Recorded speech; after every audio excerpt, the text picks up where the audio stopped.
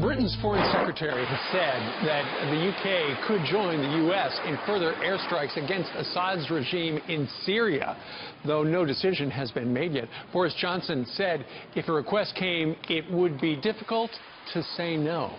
This comes after Prime Minister Theresa May and other European allies backed President Trump's action. So how is the U.S. president impacting foreign policy across the globe and around the world? Here to discuss is former leader of the UK Independence Party and Fox News contributor Nigel Farage. Nigel, thank you very much for joining us today from London. Thank you. So what do you make of the idea that perhaps Great Britain would join the United States if there are more airstrikes against Mr. Assad?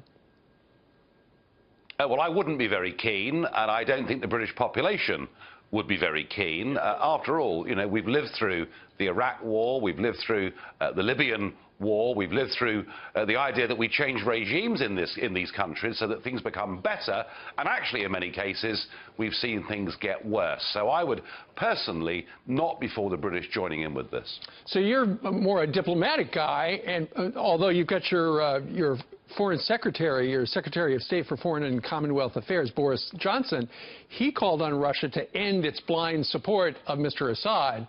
But you know what? A lot of people have asked that for a while, and nothing's happened. No, and, you know, Russia is not going to change its policy overnight.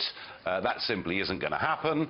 And Boris Johnson is continuing with what has been British foreign policy now for nearly 2 decades, which is one of constant interventionism in this region, and I'm one of those voices, and I believe actually a majority of the public are saying, let's just think this through. You know, what is the strategy here? If we get rid of Assad, you know, through military action, what comes next? And nobody has answered that question for me.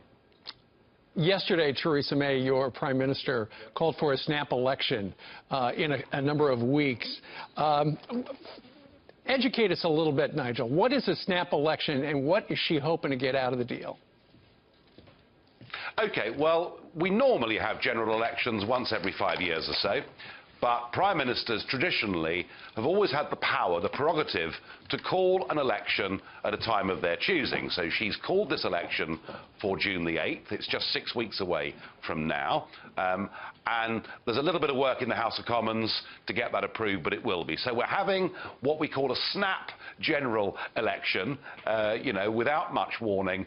She's doing it because she is 20 points ahead of the Labour Party in the opinion polls. It is simply a massive lead, and she's virtually, unless she does something catastrophically stupid, she is in a completely unassailable position.